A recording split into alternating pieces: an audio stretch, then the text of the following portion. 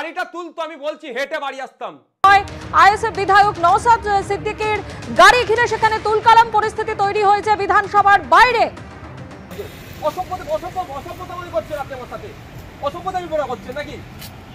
আমি তো ভদ্র ভাষায় বললাম যে ম্যাম আছেন, গাড়ি সরিয়ে দেবো, তাহলে নিশ্চিত হবে। হ্যাঁ বললাম না, আপনি কি বললেন? আপনি কি বললেন? ভাগ্য ভালো গাড়িটা কিন্তু 1 ইঞ্চি সরায়নি, বাংলার মানুষ আবার উত্তাল হতো, জবাব বাংলার মানুষ চাইতো। ভাগ্যক্রম হয়েছে বুঝাবাদ 2 নম্বর গেটে স্বাভাবিকভাবে এমএলএ মিনিস্টাররা বেশি যায়, কিন্তু মিনিস্টারদের গেট একটা আমরা মিনিস্টার গেট বলি, যেটা 1 নম্বর গেট। 3 নম্বর গেটে চিফ মিনিস্টার ম্যাক্সিমাম ওটা যাতায়াত করে। তো 2 নম্বর গেটের সামনে মিডিয়া থাকে, মিডিয়া একটা ছোট করে স্ট্যান্ড করা আছে। আপনাদের যারা বিভিন্ন মেন স্ট্রিম থেকে শুরু করে ডিজিটাল প্ল্যাটফর্মে প্রচুর জন যায়, ওখানে এসে সব বিধায়ক একের পর এক এসে বাইট দেয়। এবার অনেক ক্ষেত্রে আমাদের বাইট দেওয়ার পরে কারো স্পেশাল কিছু ডিমান্ড থাকে যে আমি এটা আলাদা করে দুটো ইস্যুতে কথা বলবো, একটু বাইটটা নেবো। সেক্ষেত্রে আমরা কি করি, আমি আমার কথা বলছি, ওই স্ট্যান্ডকে ছেড়ে একটু সাইডে চলে যায়। কারণ আমি যদি ওখানে জ্যাম করে আবার কারো একটা কথা বলি, অন্য কোনো বিধায়ক আসলে সে তো আমাকে সরে যেতে বলতে পারবে না, তার সাথে অনুচিত হবে, অন্যায় হবে, টাইমটা কিল হচ্ছে। ঠিক একইভাবে আজকে অনেক বাইট দেওয়ার পরে হিন্দিও এসেছিল, খুব একটা ভালো হিন্দি বলতে আমি পারি না, তারপরেও আমি হিন্দিতে বাইট দেওয়ার পরে ডিজিটাল প্ল্যাটফর্মে একজন বললেন যে ভাইজান আমাকে একটু এক্সক্লুসিভ দিতে হবে।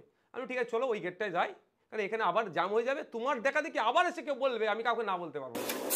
যথারীতি আমার যে গাড়িটা ছিল এই গেটের মুখে, যে ওই গেটের মুখে রাখছি, আমি এদিকে ফুটপাতে হেঁটে যাচ্ছিলাম, যাওয়ার দেখে যে ওই গেটের একটু আগে আমি ওখানে দুটো অফিসার ছিল, এটা দূরে দূরে।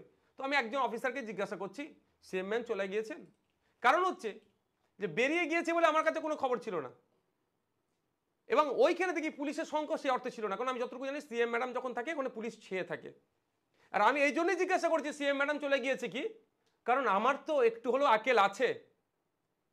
আমি বাইরে দিচ্ছি, সেই সময় যদি সরাতে বলে আমার গাড়িটাকে, আমি গাড়ির দিকে দেখবো না, আমার কনসেন্ট্রেট ব্রেক হতে পারে। আমি আগে থেকেই আমার মানসিক প্রস্তুতি, যদি সিএম ম্যাডাম থাকে আমি ওখানে বাইটও দেবো না, কারণ নিরাপত্তার একটা ব্যাপার থাকে। হয়তো আমাকে সরাতে পারবে না পুলিশে, কিন্তু আমার উচিত হবে না ওখানে দাঁড়িয়ে বাইকটা দেওয়া। দেখুন আমার সাথে তার রাজনৈতিক চরম মতপার্থক্য আছে, তার দলের আপাদমস্তককে আমি কিন্তু একটা ইঞ্চও ছাড়ি না, চোরকে চোর বলে দিই, বিধানসভার মধ্যে দাঁড়িয়ে দুর্নীতির কথা বলি, কিন্তু end of the day she is our chief minister, এটা তার হনার আছে, তাকে দিতে হবে। সেই জন্য আমি জিজ্ঞাসা করলাম, একবার বলেছে কোনো উত্তর দেয়নি, আমি আবার বললাম যে সাহেব বা স্যার বা সাহেব মনে আসছে না যে চিফ মিনিস্টার চলে গেছেন। উনি যে রিয়াকশনটা দিলেন আমাকে অত্যন্ত খারাপ আমাকে লেগেছে। মানুষ হিসাবে ব্যথা পেয়েছি, আবার বিধায়ক হিসেবে আরো বেশি ব্যথা পেয়েছি, কারণ আমার সম্মানে তা আঘাত দিচ্ছে। ভাঙড়ের মানুষ আমাকে ভোট দিয়ে যে সম্মান নেওয়ার জন্য পাঠিয়েছে, সেই সম্মানেও আঘাত লেগেছে। তো আমি বললাম আপনি আমার সাথে এই আচরণ করছেন কেন? হাসি মুখে বললাম, এইরকম ভাবে বলছেন কেন? দুবার একবার বললাম যে আচরণ আপনি করতে পারেন না। তখন উনি বলছেন জানতো। তখন কিন্তু আমি কথাটাকে সিরিয়াস হিসাবে নিয়েছি, তার আগে পর্যন্ত সিরিয়াস হিসাবে আমি নিইনি কথাটা। আমি বলছি আমি যাব না, আপনি অবাধ্যতাটা বন্ধ করুন।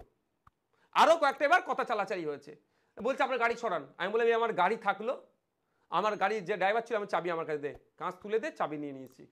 যে আপনি এই যে কথাটা বলেছেন, আমি একজন বিধায়ক হিসাবে আমি অপমান বোধ করেছি, এই কথাটা আপনার ভুল হয়েছে, এটা যতক্ষণ না বলবেন আমি গাড়ি ছড়াবো না। আমি দাঁড়িয়ে আছি, ওখানে অদূরেই ডিসি স্যারেরা ছিলেন, এসি স্যারেরা ছিলেন, এসে আমাকে বলছেন নওশাদ সাহেব কি হয়েছে? আমি দেখুন এই হয়েছে না, এটাকে ব্যাপারটাকে ছোট করলাম। আমি বললাম ডিসি স্যারদেরকে, যারা ওনার থেকে ঊর্ধ্বতন যারা ছিল, যে আমাকে লজ্জা লাগছে আপনি এসে এই ছোট্ট বিষয়ে আপনি কথা বলছেন। হ্যাঁ ছোট্ট বিষয়, কিন্তু অনেক গভীরের বিষয়। ওনার এই আচরণ করার কারণটাও কি কিন্তু আমি পরে এক্সপোজ করব, এখন না, আমি কয়েকটা দিন অপেক্ষা করছি। তা উনাকে আমি বললাম যে দেখুন আমি এই ঘটনা ঘটেছে, উনি যদি আমাকে একবার বলেন যে আমার এই বলাটা অনুচিত হয়েছে, তাহলে আমি সরিয়ে দেবো, নাহলে আমি সরাবো না। তাতে যা আমার বিরুদ্ধে যদি কোনো মামলা টামলা দিতে হয় আপনারা দেন। ওখানে ওই অফিসারটাকে ডেকেছেন, কিন্তু ওই অফিসার এত উদ্ধত্ত তিনি আচরণ করেছেন। ডিসি র্যাঙ্কের একজন অফিসার, হ্যাঁ আপনার এসিরা আছেন, অনেক কটা এসি স্যার ছিলেন ওখানে, আরো অনেক ইন্সপেক্টর এসে গিয়েছিলেন, তাদের সামনেও আমার সাথে অদূত্বপূর্ণ আচরণ। আমি অফিসারদের বললাম দেখুন আপনাদের সামনে যদি আমার সাথে এই আচরণ করে, তাহলে আপনার অবর্তমানে কি করেছে বুঝতে পেরেছেন তো? আর সর্বোপরি এখানে তো ক্যামেরা লাগিয়ে ঘরে, ক্যামেরাটা দেখলে দুধকে দুধ পানিকে পানি হয়ে যাবে। আমি সাইডে একটু সরে আসলাম, কারণ ও আমাকে দেখছি উত্তেজিত করার চেষ্টা করছে। আমি তো ওর ট্যাপে পা দেবো না, আমি উত্তেজিত হলেই পাবলিক বলবে নেতা লোক তো এর ব্যাটার দোষ বেশি হবে, আমি সাইড এলাম। এই মিন টাইমে আরো অফিসার অনেকে আসলো, একজন অফিসার এসে আবার বললো যে কারো বাড়ির সামনে এরকম ভাবে গাড়ি রাখা যায় না। আমি বললাম যদি এটা কারো বাড়ি হয় এই বাড়ির মালিকও কিন্তু আমি একজন, এর মধ্যে আমার ভাগিদারিত্ব আছে। আমি এরকম ভাবে তাকে উত্তর দিয়েছি, তবে হ্যাঁ সংযত ভাষাতেই। তারপরে কিছুক্ষণের মধ্যেই দেখি আপনার বিধানসভার 2 নম্বর গেটের ভিতর দিয়ে রাজ্যের মন্ত্রী, বিদ্যুৎ মন্ত্রী অরূপ বিশ্বাস মহাশয় এগিয়ে আসলেন। ভাই কি হয়েছে? আমাকে ভাই সম্বোধন বলেই কথা বলে। এখন দাদা এই ব্যাপার হয়েছে বলছি, বলার আগে এই ব্যাপার বলার আগে শুরু করেছি বলে একটু ভিতরে চলো। স্বাভাবিকভাবে উনি মিডিয়ার লোকজন ছিল, আমি ভিতরে গিয়ে টোটালটা বললাম। উনি শুনে বললেন অফিসারটাকে ডাকো। আমি এটাও বলছি কোড আন কোড, ওই অফিসারটাকে অনেকক্ষণ দেখবেন, আপনারা হয়তো ভিডিও দেখবেন, আমি অনেকক্ষণ ভিতরে গিয়েছিলাম। অফিসারটাকে একাধিকবার ডাকার পরে তিনি এসেছেন। আসার পরে আমি দেখেছি যেটা ওনার বডি ল্যাঙ্গুয়েজ, আমি অফিসারটা দেখেছি একজন মিনিস্টার, রাজ্যের একজন মিনিস্টার, তাকে স্যালুটের দেওয়ার যে প্রোটোকল সেই প্রোটোকল উনি মেনটেন করেনি। উনি আমাকে প্রোটোকল শেখাচ্ছিলেন, মন্ত্রীর সামনে বলছেন। ইনি এসে আমাকে জিজ্ঞাসা করেছে যে সিএম ম্যাডাম আছেন, আমি তো বলতে পারি না, আমি ওনাকে বলেছি প্রোটোকলে বলা যায় না। আমি বললাম এটা আপনি অসত্য কথা বললেন, এত তো উনি কথা বলেননি। উনি হুম হুম করে আমাকে করেছেন। তারপরে যখন বিতর্ক ওনার সাথে হয়েছে, তর্ক বিতর্ক, তখন বলেছেন যান চলে যান। আমি বললাম এটা অসত্য কথা বলছে।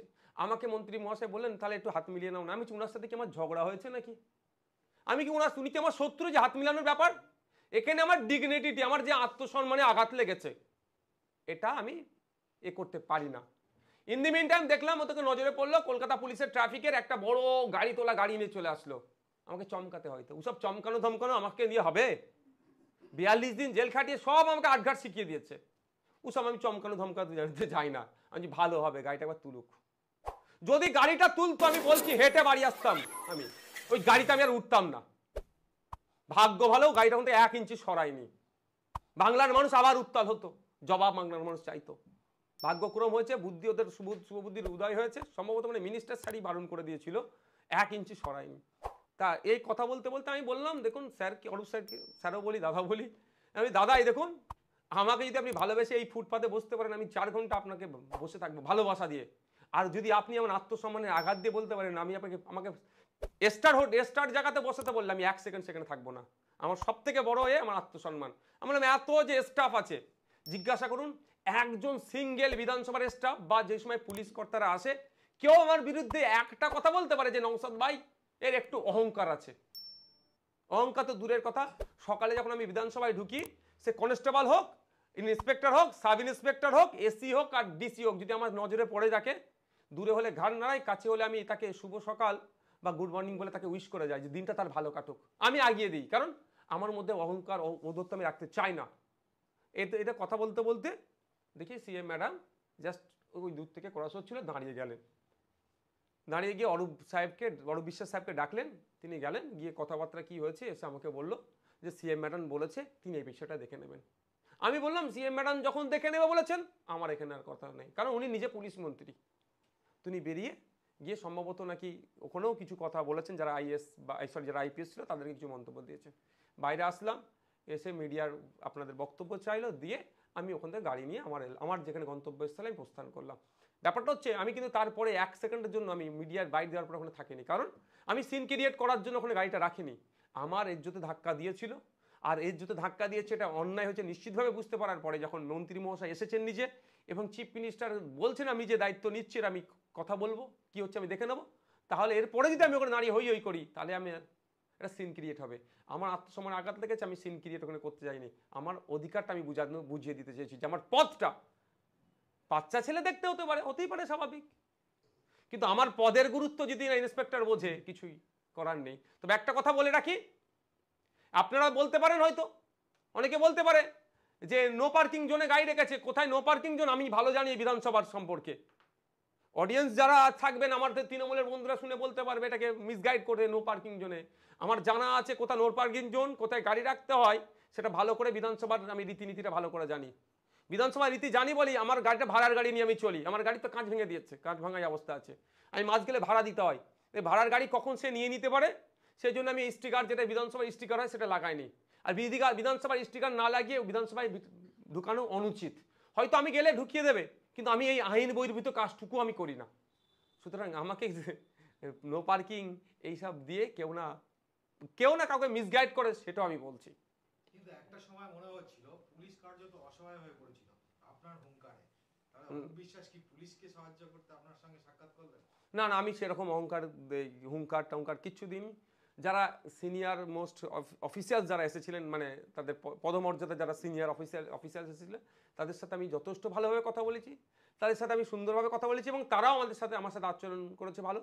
কেউ আমার ওই পুলিশ অফিসার ছাড়া অন্য কোনো সিঙ্গেল পুলিশ অফিসার আমার সাথে একটা খারাপ শব্দ ব্যবহার করেনি। তবে একটা কথা বলে দিয়ে যে আপনাদের জ্ঞাতার্থে আপনাদের মাধ্যমে জনগণকে আমি জানাতে চাই, এই যারা পুলিশের ডিউটি করেন তাদেরকে স্পেশাল ট্রেনিং দেওয়া হয়। এটা বলতে পারে ও বেচারি ডিউটি করতে করতে ওর মানসিক চাপ হসে গেছিল, করেছে, কিন্তু এটা আমি অন্তত বিশ্বাস করব না। কারণ ওদেরকে স্পেশাল ট্রেনিং দেওয়া হয় কি আছে, কেমন ভাবে নিজেকে কন্ট্রোল করবে। কারণ ওদের অনেকের হাতে হাতিয়ার থাকে, বড় বড় অস্ত্র থাকে, বন্দুক থাকে, তারা যদি একটু উত্তেজিত হয়ে যায় তাহলে চালিয়ে দেবে। কিন্তু এমন তাদেরকে ট্রেনিং দেওয়া হয় কুল মাইন্ডে থাকে। তাহলে এই অফিসারও ডিউটির চাপে পড়ে আমাকে এই আচরণ করেছে, আমি এটা বিশ্বাস করব না, এটা আমি বলে রাখছি।